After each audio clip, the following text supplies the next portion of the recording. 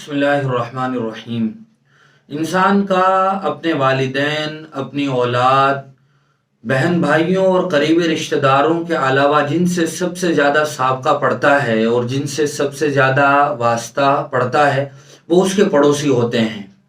اور انسان کا آپس میں رشتہ ہی ایک دوسرے کے ساتھ اشتراک پر رکھا گیا ہے کہ ہر ایک کا دوسرے سے تعلق وابستہ ہے، وہ کسی بھی صورت میں ہو سکتا ہے۔ حضور اکرم صلی اللہ علیہ وسلم نے رشتہ داروں کے ساتھ جس طرح صلہ رحمی کی تاکید فرمائی ہے، اسی طرح پڑوسیوں کے ساتھ بھی حضور اکرم صلی اللہ علیہ وسلم نے اچھا تعلق رکھنے کی، ان کے حقوق کا خیال رکھنے کی تاکید فرمائی ہے۔ حضرت محمد عربی صلی اللہ علیہ وسلم نے ایک مرتبہ ارشاد فرمایا، ما زال جبریل یوصینی بالجار حتی ظننت انہ سیورثہ، کہ جبرائیل علیہ السلام ہمیشہ مجھے پڑوسی کے حقوق کے بارے میں نصیحت کرتے رہتے، وصیت کرتے رہتے، حتیٰ کہ مجھے یہ گمان ہونے لگا کہ کہیں پڑوسیوں کو بھی رشتہ داروں کی طرح وراثت میں نہ ہی شریک کر دیا جائے۔ گویا اس درجہ تاکید حضور اکرم صلی اللہ علیہ وسلم سے کی جاتی تھی، اور حضور اکرم صلی اللہ علیہ وسلم نے ارشاد فرمایا، من کان یؤمن باللہ والیوم الآخر فلیکرم جارہ، کہ تم میں سے جو آدمی اللہ پر اور روز آخرت پر ایمان رکھتا ہو تو اسے چاہیے کہ وہ اپنے پڑوسی کا اکرام کرے۔ اسی طرح ایک مرتبہ حضور اکرم صلی اللہ علیہ وسلم وضو فرما رہے تھے، صحابہ اکرام رضوان اللہ تعالی علیہم اجمعین آپ کے وضو کا پانی لے کر اپنے چہرے پر، اپنے بدن پر مل رہے تھے۔ حضور نے ان سے پوچھا کہ اس بات کے لیے تمہیں کس چیز نے آمادہ کیا ہے کہ تم یہ پانی لے کر اپنے بدن پر اور اپنے جسم پر مل رہے ہو؟ تو صحابہ اکرام نے کہا کہ یا رسول اللہ اور اس کے رسول کی محبت ہمیں اس بات پر آمادہ کرتی ہے۔ تو آپ نے ایک بات ارشاد فرمائی کہ جس شخص کو یہ بات پسند ہو اور جو یہ چاہتا ہو کہ اللہ اور اس کے رسول کی محبت اسے نصیب ہو جائے تو اسے چاہیے کہ وہ یہ کام کرے، جب وہ بولے تو سچ بولے، اور جب اس کے پاس امانت رکھی جائے تو وہ اس میں خیانت نہ کرے، اور وہ اپنے پڑوسیوں کے ساتھ حسن سلوک کرے۔ ترمذی اور مسند احمد کی ایک روایت ہے جس میں حضور اکرم صلی اللہ علیہ وسلم نے ارشاد فرمایا کہ محلے میں اللہ کے نزدیک افضل اور پسندیدہ وہ لوگ ہوتے ہیں جو اپنے پڑوسیوں کا خیال رکھتے ہیں اور جو اپنے پڑوسیوں کے حق میں بہتر ہوتے ہیں۔ اور مسند احمد کی ایک اور روایت ہے جس میں حضور نے فرمایا کہ کسی آدمی کے لیے پیٹ بھر کر کھانا جائز نہیں ہے جبکہ اس کا پڑوسی بھوکا ہو۔ گویا پڑوسی ہمارے معاشرے کا اور ہمارے محلے کا ہمارا وہ قریبی آدمی ہے جس کے ساتھ حسن سلوک کرنا، اچھائی کے ساتھ پیش آنا اور اس کے حقوق کا خیال رکھنا یہ ہمارے لیے بہت ضروری ہے۔ اگر ہمارے پڑوسی کو کوئی مصیبت آ پہنچے، رنج و غم کی کیفیت میں مبتلا ہو جائے تو ہمیں چاہیے کہ ہم اس کے لیے تسلی کے کلمات کہیں، ہمارے بس میں ہو تو ہم اس کی تکلیف کو زائل کرنے کے لیے، ختم کرنے کے لیے کوشش کریں۔ اگر ہمارا پڑوسی بیمار ہو جائے تو ہم اس کی عیادت کریں۔ عیادت کرنا کس درجہ ثواب ہے؟ اگر کوئی آدمی صبح میں عیادت کرتا ہے تو 70,000 فرشتے شام تک اس کے لیے دعائے رحمت و مغفرت کرتے ہیں۔ شام کو کوئی آدمی کسی کی عیادت کرتا ہے تو وہ صبح تک اس کے لیے یہی فرشتے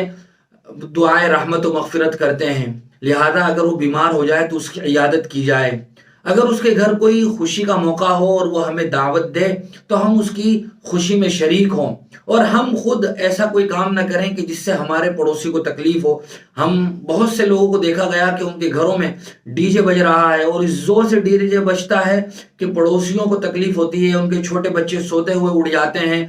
اور وہ پریشانی میں مبتلا ہوتے ہیں۔ ایک تو گانے سننا اور بجانا یہ گناہ، اور پھر اتنی زور سے بجانا کہ پڑوسیوں کو تکلیف ہو تو کئی گناہ ایک ساتھ جمع ہو جاتے ہیں۔ اسی طرح ہم دوسرے کے گھر کے آگے کوئی کچرا کوڑا وغیرہ نہ ڈالیں کہ جس سے اسے تکلیف ہو۔ لہذا ہمیں ہر کام میں اور ہر بات میں اس بات کا لحاظ رکھنا چاہیے کہ پڑوسیوں کو تکلیف نہ ہو۔ حضور اکرم صلی اللہ علیہ وسلم نے ارشاد فرمایا تھا، المسلم من سلم المسلمون من لسانہ ویدہ، کہ مسلمان وہ ہوتا ہے جس کے ہاتھ اور زبان سے کسی دوسرے کو تکلیف نہ پہنچے۔ اب ضروری نہیں ہے کہ وہ دوسرا آدمی مسلمان ہی ہو،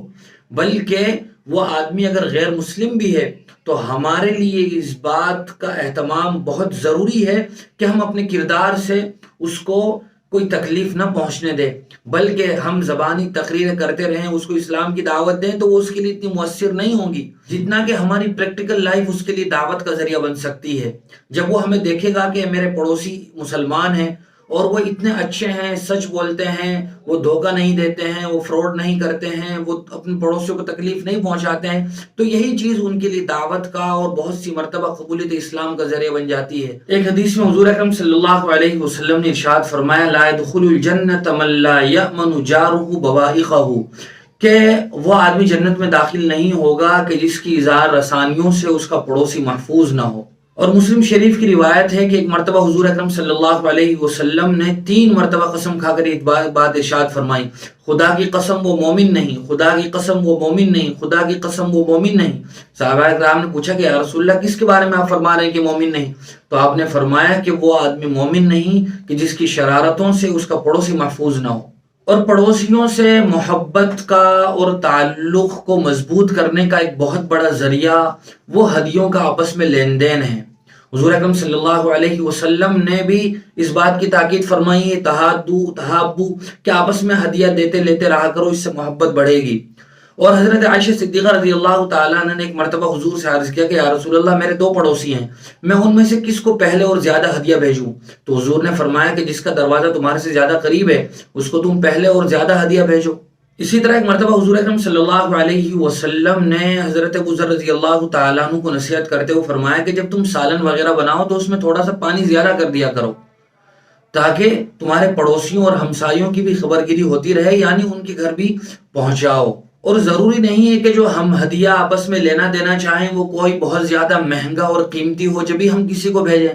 بلکہ اگر ہمارے پاس کوئی معمولی اور حقیر سا بھی کوئی ہدیہ ہے یا ہمارا پڑوسی غریب ہے وہ صدقے کے قابل ہے تو ضروری نہیں کہ ہم بہت سارے پیسے ہی اسے صدقہ کریں، بلکہ اگر ہمارے پاس تھوڑی سی بھی چیز ہے ہم اسے دے سکتے ہیں۔ ایک مرتبہ حضور اکرم صلی اللہ علیہ وسلم نے بات ارشاد فرمائی تھی کہ مسلمان عورتوں کوئی ہمسائی اپنی ہمسائی کے لیے یعنی پڑوسن اپنی پڑوسن کے لیے کسی چیز کو اور صدقے کو ہدیے کو حقیر نہ سمجھے، اگرچہ وہ بکری کا ایک کھر ہی کیوں نہ ہو۔ ہم دیکھتے ہیں کہ اس کی کوئی حیثیت نہیں ہوتی، اسے پھینک دیا جاتا ہے، یعنی کوئی معمولی بھی چیز ہو ہم اسے بھی ہدیے میں اور صدقے میں دے سکتے ہیں بشرطے کہ وہ صحیح ہو، خراب نہ ہو۔ اسی طرح حضور اکرم صلی اللہ علیہ وسلم نے ارشاد فرمایا ہے کہ اگر تمہارے پڑوسی کا انتقال ہو جائے تم اس کے جنازے میں شرکت کرو، اگر وہ تم سے کوئی ضرورت کے وقت قرض مانگے تو اس کی مدد کرو یعنی اسے قرض دو۔ اسی طرح اگر تم اسے کسی برائی میں دیکھو تو اس کی پردہ پوشی کرو، اس کی اصلاح کی کوشش کرو۔ اسی طرح اگر اسے کوئی نعمت ملے، کوئی خوشی کا موقع ہو تو اسے مبارکباد دو، اور اگر کوئی پریشانی کا موقع ہو تو اس کی تعزیت کرو۔ حتیٰ کہ حضور نے تو فرمایا کہ اپنے گھر کی عمارت کو بھی اتنا بلند نہ کرو کہ تمہارے پڑوسی کی ہوا رک جائے۔ یہ وہ باتیں ہیں کہ جن باتوں کا خیال صرف اسلام میں ہی رکھا جا سکتا ہے، اور یہ وہ زبردست تعلیمات ہیں کہ جو اسلام نے ہمیں دی ہے۔